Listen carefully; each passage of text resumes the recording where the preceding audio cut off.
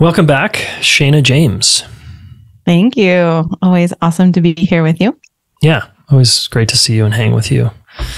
Looking forward to this conversation. I want to talk a little bit about your new book, Honest Sex, and that's, going to frame the conversation here. Yeah. But just to check in, how are you these days? Doing well. Yeah, things are moving along. Parenting is always quite a journey. Life is a journey. It all, it's just like so many things happening. Yeah, completely. And what had you write another book? I'm so curious because I'm eyeballing another book and I'm like, curious what had you want to go for? Well, my first book, I felt like I cheated a little bit. So it felt like I created a book because it was my podcast episodes that I edited and, made them readable. Yeah. But I hadn't written a book. And so this one was more of a, okay, what do I really want to say instead of putting, other people's topics together. Yeah. This one was more my baby. That's cool. And let me, before we dive into some of the content, I am curious just because I'm in this conversation with myself about creativity and how do I cultivate the conditions to allow my creativity to come forward more. Yeah. Versus being in my head all day kind of thing. Yep. I'm curious for you, how do you access your creativity? And is it straightforward or is it kind of like this weird amorphous thing or what? I'd go for the weird amorphous for sure. I'm just thinking of, it's almost like those flow state moments. So for me, it feels like I have to work with my state. Because if I'm in the go, go, go, I need to accomplish stress state, my creativity just wanes. Totally. So I think for me to be creative, it takes time and space where I can, either putter around a little bit and just look at things, like look at the trees, look at the flowers, take walks, sit on my porch, just downshift and then start to listen. I think creativity for me is a big listening process. Yeah. Like, I don't know that I really wrote that book. I mean, I listened to what was there. So was it me? Was it spirit? I don't really know, but I think creativity for me always feels like a co-creation between me and the great mystery or whatever you want to call it. Yeah. Writing is clearly one place where is a creative outlet for you. Is there other places? I mean, I think if I'm really honest, I think sex has been a creative place in my life. And I think that's part of why I felt drawn originally to the original goal was, I want to write about sex, spiritual practice, and authentic relating and how they all come together. Yeah. And I just thought, that's not a book I've seen before. That would be really, I think it would be interesting. So that was part of where the motivation came from. I do have other ways of being creative. I think parenting has sucked a lot of my creativity out of me, but also inspires me in certain moments to bring it back. So I'm trying to find more ways to be creative. Nice. And talk about the sexual creativity piece. What do you mean by that? Like get creative during sex, or sex infuses you with creativity, or? I think both, but I think, I've had I lived in San Francisco in the Bay Area for a long time, which during it wasn't it was like it felt like the resurgence of the 70s, where it was sexual exploration and polyamory and BDSM and kink and tantra and all kinds of things. And somehow I was always drawn to that in my younger years. And so it felt like a place where I felt, I don't know if safe. I felt freer to express myself, I think sexually, than I did in my regular life or regular world. Yeah. And I felt free to try on different personas and to explore, ways that my body works and different kinds of pleasure and different kinds of sacredness and intimacy. And so, yeah, that's always been a place where I felt creative. Yeah. Some people talk about creativity or sex as like this place where they access creativity. They get all these like creative inspirations, and then they go downloads or inspiration. Yeah, downloads or whatever. It's like a psychedelic journey or something, right? For some folks. Yep, for sure. Yeah. Why did you? So you wrote this book. I kind of heard. I was going to ask you why'd you write this book, but what I kind of already heard was that this trifecta of authentic relating, sex, and spirituality. Were those the three? You felt like that hadn't been written before, so you wanted to do that. Is that sort of why you wrote this book? Yeah, I think the why has been, as a relationship coach for 20 years and having my own journey through divorce and watching my parents' relationship and how I didn't want to model that. It was trying to figure out like what is really going on here. Why is the divorce rate so high? Why are people feeling so much pain and expressing, so much hopelessness around relationships? So I've always, since I was young and watched my parents' relationship, I've always tried to understand, how do people stay connected? Yeah. And also stay true to themselves and stay alive and not feel like, a long-term relationship or a marriage is a death sentence. Yeah. And I do remember being in a past relationship and saying, we were having a conversation at one point. I was like, do you not see long-term relationship as like a slow slide into hell? He was like, I do not, and I was like, okay, that's mine. So I got to work on that. So that was like a couple years after my divorce where I was like, okay, so I'm still viewing relationship as eventually it's going to suck, eventually it's going to be really painful. And so I wanted to look at, well, how do we keep things alive, both in the bedroom passionately and also connection and love? Yeah, completely. Do you think people, it seems uncommon, but I'm curious what your experience is. It seems uncommon that people are sexually fulfilled at the 10, 15, 20-year, 25-year mark. Would you agree? Or yeah, I would agree. Yeah. And there's all kinds of reasons we could talk about why. It seems like the most obvious reason, I would guess, is people they get lazy and they get disconnected and they don't push themselves through fear and having the hard talks and some of the stuff you suggest in this book. So is that what you're seeing? I mean, because you're working with lots of people too. I do. Yeah. I think that's kind of my quick take. I'm curious what yours is. Yeah. Yeah.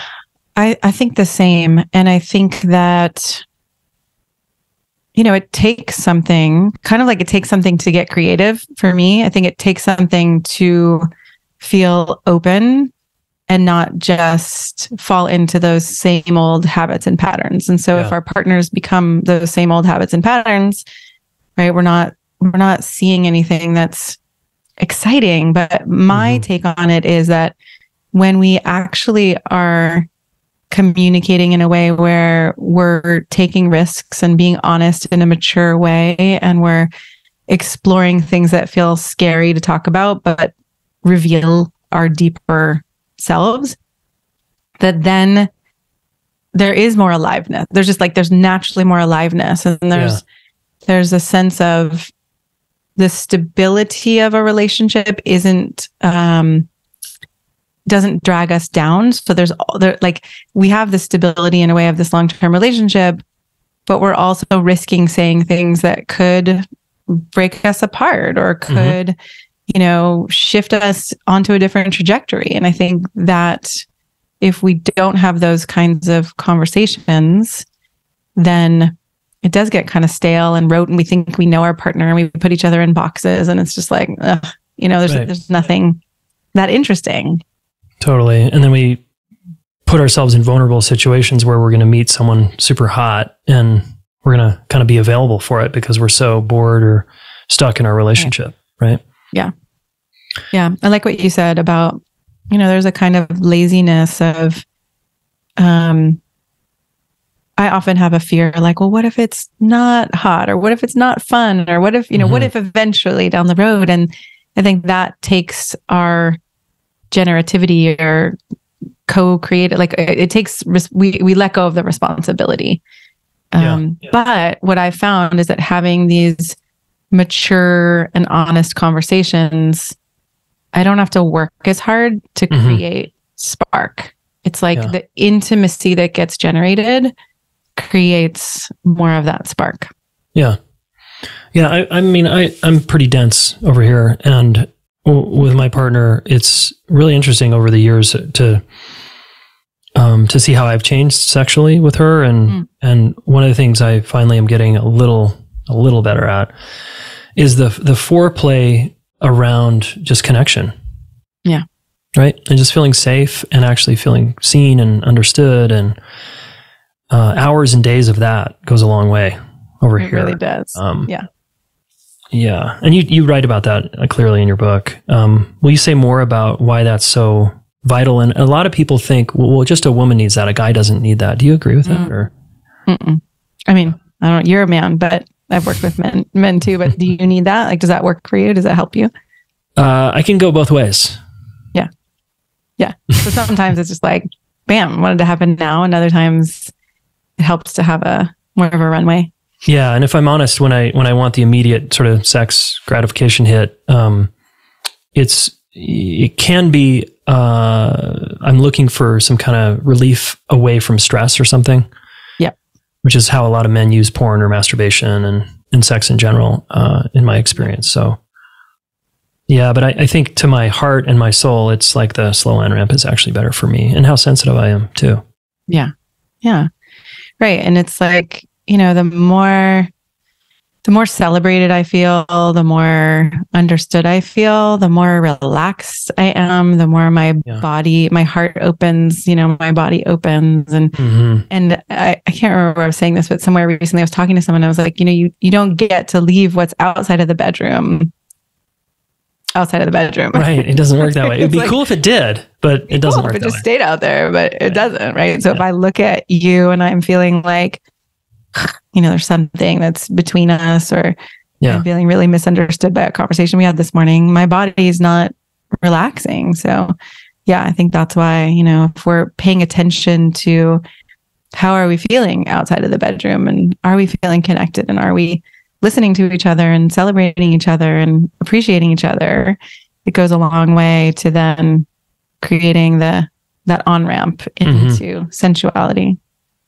Do people, some couples, I imagine, can stay guarded and still have sex and get aroused, and that becomes the way they connect, or the way they get relief or something. You called it, I think, junk food or fast food sex.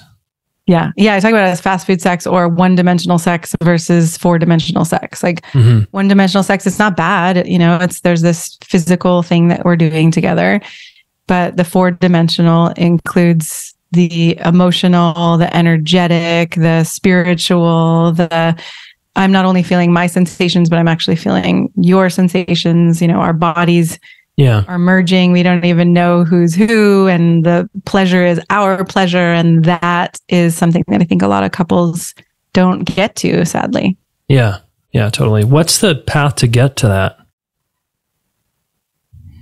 Well, one of the paths I think is mature honesty, right? So part of the reason the whole first section of the book is, okay, what is honesty and how do we mature it, is because I think a lot of trust, and this happened in my marriage, the trust breaks down, the foundations break down when we're being honest in an immature way. So if it's like we're blaming, or we're shaming, or attacking, or we're being disrespectful with our communication, we could call that honest. Like, I think you're being an asshole. Yeah, I'm telling the truth here about what I think, right? Yeah. But it doesn't create connection, and it doesn't create that kind of relaxed safety and openness.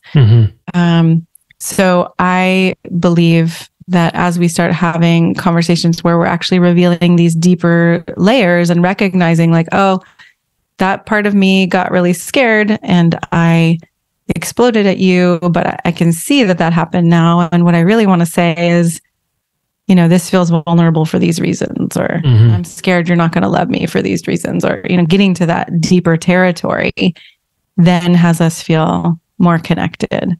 Yeah. Yeah, totally. I mean, I loved how you laid out the book, because that you've kind of, for the first half, really, first third of the book, we're not even really talking about sex yet. Right. I was saying it could be tempting to skip to the what is sex part, but a little foreplay goes a long way. Exactly. Yeah. And I like the distinction between mature honesty and just kind of honesty of like, that's where I think people misunderstand me sometimes, because I'm saying, just be honest. Like, just be honest. Right. And so people are like, well, I am, and it's going really badly. Yeah. So mature honesty is a nice little asterisk. Yeah. Thank you for that. Yes. Yeah. There's a term in the book, we were talking about it before, charisma. Charisma. Mm-hmm. Yeah. Will you talk about that? And then there's the few other, I think, interesting. So a little background for that is it's in the section on what is sex, actually, because I've found that the definition of sex I learned, and when I went to write the book, I looked in the dictionary to see what sex was. Oh my God. Yeah. It was so awfully disappointing and outdated. And it was just like, genital. It was heterosexual. It was all about genitals. And I was like, oh my God. Part of what my San Francisco discovery was sex is so much more than, rubbing our genitals together. It can be, we can be having sex energetically without even touching each other's bodies. And we can be having sex breathing together, and we can be having sex if we're making out, or whatever you want to call it. There's like this dance, and I describe it in the book of, putting as many parts of ourselves together in as much pleasure as we can have, or as much connection as we can have, right? So charisma is a kind of sex that has been written about, created to help couples slow down and be less goal-oriented. And that was the other definition. The other part of my definition was pleasure-oriented rather than goal-oriented, right? When we're trying to get somewhere, we're trying to get to orgasm, or we're trying to get to intercourse, then we miss out on a lot of the pleasure and connection and intimacy that can happen. Yeah. Like you're talking about my life before 30. Yeah. Like, talk about slow. I mean, it's a little embarrassing that I didn't know that sex meant these other things. And I think I'm not alone, right? No. Very common that sex is intercourse, and that's what it is. We're either having sex or we're not, or we're making out is not having sex. And right. And then what that leads to is the sense of, well, I'm not having enough sex. So I'm not having the sex I want. So as we start to expand the definition and recognize, oh, I am having sex. Sex is happening, right? It may not be that one kind of sex. And I think couples outside the heterosexual norm have a much more varied, often, sex life. And so we get to see, if I'm discounting the things that are happening, then I'm stuck in this negative mindset too. Like, there's not enough happening. And so then it's hard to get from there to, whatever kind of sex I want to have. It's easier if we're like, let's, this yes and versus no but. Yeah, thank you. So redefine it for us again, just so it's clear and the listener can go, oh, okay. So broaden right now, just if I said, Shana, what's the definition of sex? Yeah. So I think an expanded definition of sex is where we're coming together, and it could be yourself, or it could be you're coming together with a partner, and where you're opening and exploring as many parts of yourself as possible, right? So the emotional, the spiritual, the energetic, the physical, and really exploring, how do we enjoy this? How do we have pleasure and connection here, as opposed to the goal orientation of how do we try to get somewhere or accomplish this one peak of energy, or this one spike of physical sensation, pleasurable sensation. Love it. Thank you for that. Yo. As you know, I've dedicated my life to helping people with their relationships, right? I want to solve this problem so that all of you can work through your differences and have fulfilling, amazing, badass partnerships and relationships, family, coworkers, friends, whoever. And I have trained a ton of relationship coaches, almost 100 certified relationship coaches, to help you specifically work through your relationship challenges. So I want to invite you to a special deal we're offering to the podcast listener, where you can get 50% off your first month of coaching with one of our amazing relationship coaches. Okay, if you're tired of therapy, it feels like that's going around in a circle, or you want to actually set goals and accomplish your relationship goals, hire a relationship coach. Okay, go to relationshipschool.com/get coaching now, and then use the coupon code FIRST50 to get the 50% deal off your first month of relationship coaching. Super psyched to have our amazing coaches serve you and help you get to the next level. Hey, if you want to get the latest training live and to ask me a question, go to relationshipschool.com/masterclass. I do these frequently on subjects ranging from attachment styles to boundaries, codependency, conflict, how to get to zero, etc. Would love to see you there. All right, back to the show. I'm imagining your son is so lucky to have you and, kids you interact with. I'm curious, at what age should a parent give their kid this definition and rewire their, help them open their minds here? Because sex ed is still such a dismal, attempt at talking about sex with our kids. So yeah, can you give us a little bit for children and ages? I wish I had a great answer for that. Yeah. The age.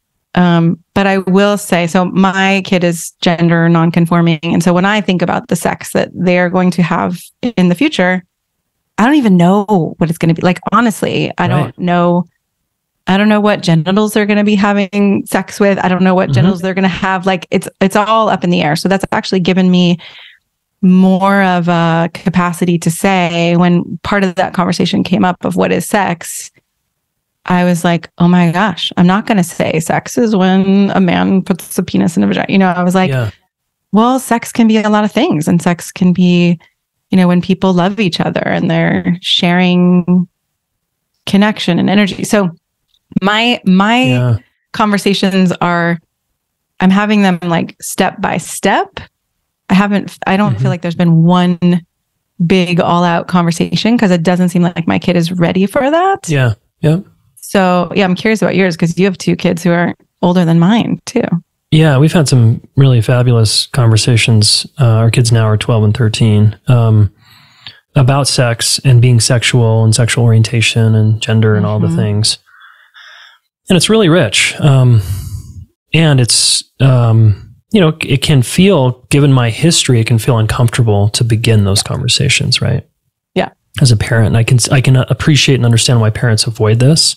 I totally sort of hope that someone else kind of does it for them, or they hope that they have a good sexual experience someday. And that's really sad, because it's like, that's kind of what I got. Yeah. My dad said, wear a condom. And I think that's all he said. And then my health class had a couple hours on, penis enters vagina kind of stuff. I talk about how my health class, it was like, here's how to put a condom on a banana, and here's where the fallopian tubes are. And there was no emotional, relational, I heard the word sacred in my 20s when I started taking orgasmic meditation workshops and tantra workshops. But before that, I didn't really respect my body. I did things that I didn't want to do because I didn't want to be seen as a prude, but I also didn't want to be seen as a slut, but I also liked sex, but I wasn't sure if I should like sex. It was like, so much confusion. So much confusion. And so unsafe in their peer groups, like young boys, especially. It's more about conquest, and there's zero vulnerability around sex and the sexual conversations and how awkward and scary it was. And I'm appreciating the broadened, widened, very spacious definition here that you're helping us understand.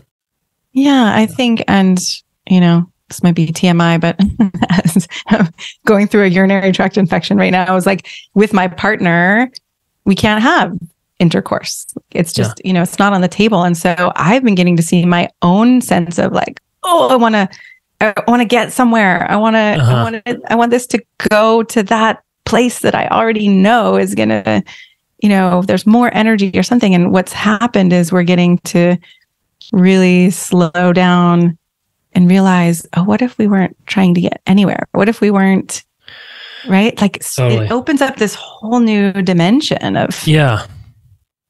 It's sort of like not for me, I'm relating to that as just the kind of lack of goal is like, well, then what am I doing? And right. It feels to the ego kind of ambitious part of me, it feels sort of like pointless or why bother? Yeah, why bother? And I don't want to just sit around and do nothing. That's it, like I can see where my mind goes to that when in reality it's not that. It can be this unknown mystery that you're co-exploring together, and that can actually build a lot of charge, and there can be a lot of amazing things that happen. Right, but it does feel like I have to like almost fall through this disappointment, frustration, irritation, not knowing how or what or how do we do this? Yeah, and then staying with the moment. Something else almost reveals itself. Like, whoa, if I breathe with you, we breathe together, suddenly there's all this love and energy moving through our body. Or, suddenly we're like, our toes are locked and then our fingers are locked. And like just all these different things that I think we can pass over. And not to say they're better. It's not a judgment of like, this is better now than intercourse. It's just adds dimension and I think more intimacy, and I think it allows for more of that love energy and that connection energy to build. Do we default to intercourse being sex and kind of being goal oriented because we're conditioned that way, or is it because we're not working with a kind of a higher level of sexuality in our consciousness? We're not kind of seeing we're not developing our consciousness. We're just kind of being animals. I think both. I think first of all, if people don't have a picture of what's possible, that it can be spiritual, that it can be, transformational, it can be healing, it can be all these things, then you'd have to stumble into it, right?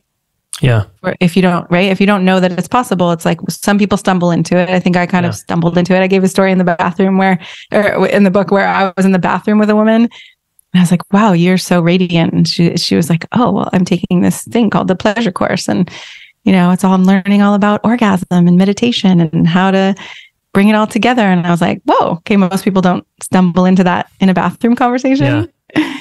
So wouldn't it be amazing to actually start to expand our understanding here and now so we can explore more of that? Yeah, completely. Okay, a couple of practical questions. How do you advise couples who have sexual differences in need? I want sex often, partner doesn't want sex hardly at all. Yeah. That's a common one, right? I'm always curious how you or people with your experience advise people there. Yeah. One of the things that I have couples do is start to talk about what they want and why they want it. And so first of all, the why, like finding that deeper why, like what am I really going for if I want to have that? If I want to have sex more often, is it, I want the physicality. I want to feel closer to you. I want to, explore parts of myself that I don't explore in the real world. Like I'd rather surrender, but in the real world, I'm dominant and making more decisions. Like, what is it actually about? Going deeper. Because I think a lot of times when one person wants more sex and the other one doesn't, there's this push pull, but it's on the surface level. And there's a frustration and irritation. Like, why is this not happening? One person gets mad, but when you get on the same team and it's like, okay, well, let's start exploring, let's, put our desires in a pile and really see what are we going for here and what are the overlaps and the similarities. And also, where have I felt disappointed or missed or unseen, misunderstood, whether it's out of the bedroom or in the bedroom. But if we're talking about in the bedroom, it's like, well, I don't necessarily want to have sex with you because I don't trust that it's going to be great. I don't trust that I'm going to be cared for, or that you're going to try to, or help me have an orgasm, or, right. So if those things aren't being discussed and they're just hanging out there, then they cloud desire, or they kill desire. So on both ends, right? What do we want and why do we want it? And what could be win-wins for both of us? And then also, I think that the mature honesty of being vulnerable and saying, well, the last time we had sex, or for the last 10 years we've been having sex, it really seems like it's been more about you, or I haven't felt that you've been really present with me, or it's often a symptom, right, of something else that happened years ago, or there was a mismatch, or there's a lack of respect going on, or there's a resentment that's in the way, or hurt feelings. Yeah, and when you expand sex so that it doesn't have to be just intercourse, sometimes it is cuddling or breathing together, or, touching our hands and exploring each other's bodies. I think then there's more room for people to, as we get older and sex isn't happening as spontaneously, if we create times where, Sunday is going to be a day that we have sex. Yeah, but I don't feel like it. It's like, okay, well, if you don't feel like doing something physically, or you don't feel like there are many other ways. So Jamie Wheel talks about it as like a sexual practice. We show up on the mat, we show up on a yoga mat, or we show up in a martial arts studio. Yeah, totally. So on that Sunday, if it comes and we have our quote scheduled sex date, or because we have 3 kids and that's the only time we can find that we can, connect with each other, and I don't feel like it, we've got a narrow definition of sex, and we can still do things. I don't feel like it can still turn into, well, what if I just give you a massage? And what if we just lay down? Exactly. And I just sounds like you're overwhelmed. What if I helped you relax? Right. I mean, that can be a sexual experience that can be so generative, right? Versus so many of us write it off. Like, I don't feel like, okay, I guess we're waiting until next Sunday. Shit, now I'm going to have to be sexually frustrated. Right. Right. And, we are all sexually sovereign too. So maybe it is, I massage you for 5 minutes and you massage me for 5 minutes, and then we cuddle or we breathe together or something. And maybe if one of us is much more turned on, then someone would go self-pleasure or something. Like, it doesn't have to all happen together necessarily, though I know that would be the goal for most couples. But on the way back to, okay, I don't know what I want to say in the back to, but if it's like, okay, we're trying to get to feeling really connected and really sexually or sensually aligned, it can take a little while to realign, two people's bodies and nervous systems. And so knowing that we are sexually sovereign, I think, can also be helpful. Yeah. I mean, all this is helping me now, 15 years in a marriage, 18, almost 19 together. The amount of, we've had many challenges along the way, and stayed with it. I mean, so much of this is like, in a long-term relationship, can you just stay with it and stay in the conversation? Yeah. And stay in the creative, possibility. Stay in the possibility, redefine sex. It can be really beautiful and amazing. So I just want to encourage listeners, to not give up hope, and I think your book, again, is a really great guide to just completely widen your repertoire around sex, how you think about it, how you're relating to it. Thank you. Yeah. I just want to say one quick thing, which is that the opposite of every complaint is a desire, or like the flip side of a coin, right? So if you're complaining and you're frustrated, check in to see, what do you actually want? It's way more vulnerable. Yeah. But it's also way more effective to really start to bring that to a partner and have those conversations versus the frustration conversations. Yeah, cool. Can you give us, as we wind down here, maybe one of your you have so many practices in here, from the relating practices to actual sexual breathing practices, et cetera. What's a good, simple exercise for a couple to do that is not about intercourse, that is, whether it's breathing or just eye gazing on the bed, or... I love, and I just did this past weekend with my partner, Betty Martin has something called the 3-minute game.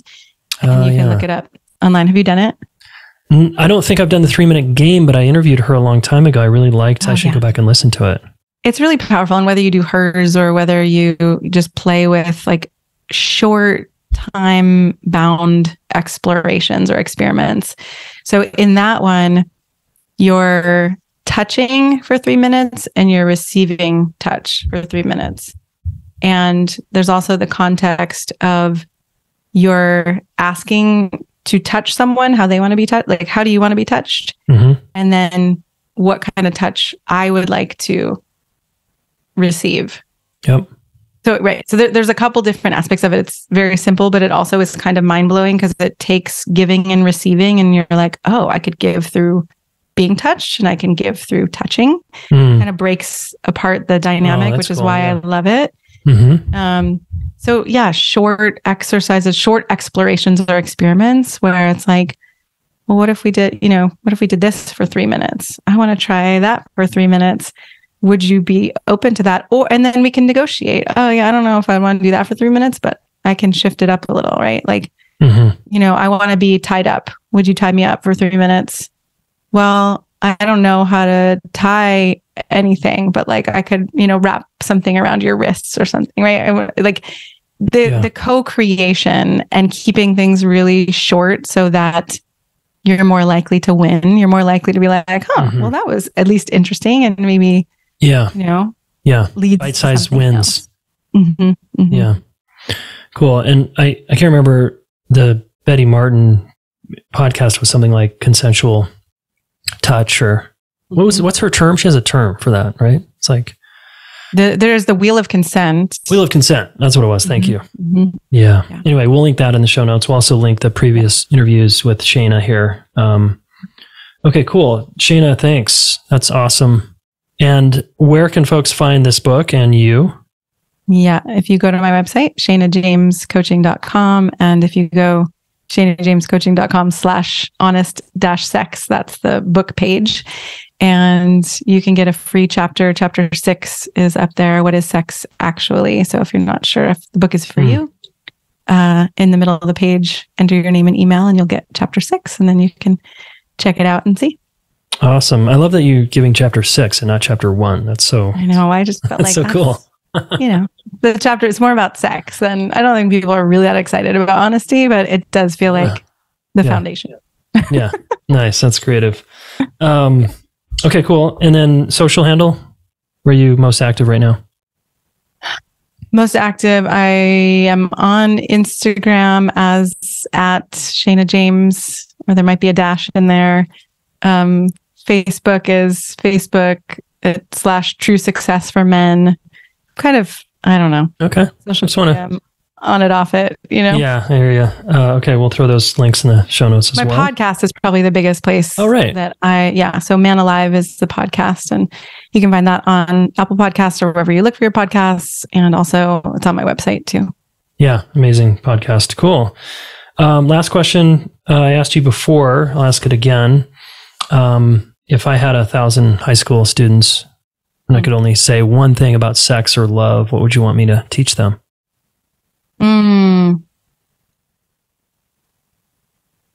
I would want you to teach, I don't know if this is the word you would use, but I would want them to understand how sacred it is. That it is this really powerful and beautiful way to to have pleasure, but also to deeply connect with another person. And that it really can sustain love and connection, that it can deepen that. Yeah. Yeah, love it. I mean, I was just thinking as you were saying that, I was like, wow, how cool would it be if you got to speak for half an hour, like at 1,000 high schools across the country, just about sex. And the high schools were like, hell yeah, Shana, come on in. Please, we need this. Oh my God. That would be amazing. It would save so much pain. Yeah, they really would. So thanks for hopefully courage of talking about sex. It's not always comfortable for a lot of people. No, it's not comfortable. It's not even comfortable for me, but yeah, thank you for. Yeah. So thanks for the vulnerability and transparency. Yeah. Thank you. And writing about it so well. So giving us tools and guides. Great to see you, Shana. You too. Thank you for having me. Yeah.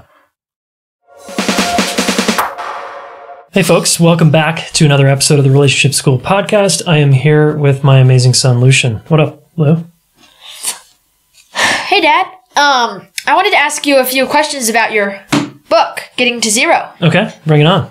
I haven't read the book, but I was wondering, what, ages do you think should read the book? Like, kids, teens, adults? Right, that's a good question. And teens, is that 12 to 18, or is that Yeah.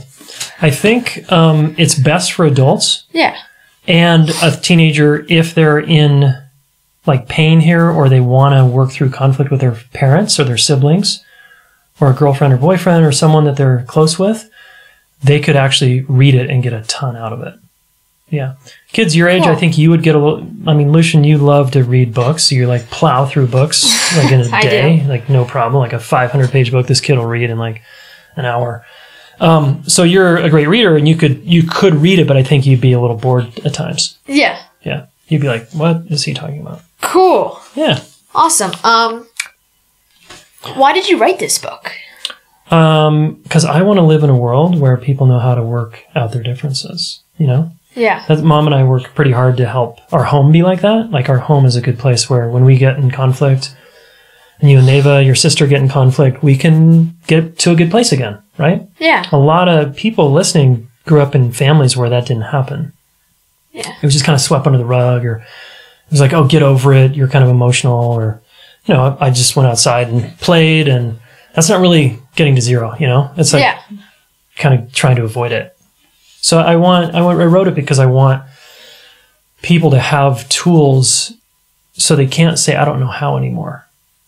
Wow. I think that's a cool message. I want the world to be a place where people are able to work through their conflict and stuff like that. That's pretty awesome. Yeah. Thanks, man. One more question. Okay. What does getting to zero mean to you? I know, that's a really good question. Getting to zero means getting back to a good place again. Zero is the happy place where we're cool again. Mm-hmm. And anything above zero, 1 to 10, 1 through 3, 4, 5, 6, 7, 8, 10, is when we're activated, we're feeling off and bad with another person, and mad or sad or whatever. We got in a fight or something like that. Yeah, so we're just kind of jacked up in our nervous system or our bodies. We don't feel good. And so zero is we learn the tools in this book, and we get back to zero, back to a good place again. Awesome. Cool. Yeah. I haven't read this book. I know Dad put a lot of effort into it. I think you guys would love it. Thanks, man. Thanks for asking me such great questions. Sure. All right. Go to gettingtozerobook.com to pre-order this thing. Oh, yeah. Hey, if you want to up-level your life, your relationship life specifically, I want you to consider our Relationship Mastery program. It's 9 months of complete transformation, where you become a better listener, a better communicator, you learn how to have secure relationships, and you get an experiential taste of that. You feel seen and supported and challenged to reach your relationship goals. And really, you become a better communicator. So many people have gone through this course now. And we have a done with you version of it now, which is amazing, where you get assigned a private relationship coach. You get to do live group coaching with me once a month and ask me anything you want. There's office hours where you get to meet with one of our coaches to nerd out on the curriculum. And the community is very strong. And these are people who care a lot about relationships, and they want to get what they want to get, which is they want to be in a relationship and not betray themselves, right? They want to get the relationship they want while being true to themselves. That's what most of us want. And this course is the path for you to get that. Here's what one of our participants in the past has said about this course. What I would say to people that have been listening to the podcast but aren't ready to take that final step into joining the course, the most powerful thing has been the partner calls. The accountability is something that you're not going to get by just listening to podcasts on your own. Because I thought the same thing, I'm getting a lot out of just listening to these podcasts, and I'm, been in therapy, I've, done this and that. To take that deeper dive and the commitment, there's something about just the financial commitment, the time and the energy that you put into it. What you put in is what you're going to get out of it. And so, again, if, invest in yourself. All right. Amazing words from one of our heartfelt students here at the Relationship School. If you want to change your life like they did, go to relationshipschool.com/relationship mastery, and we'll see you in there.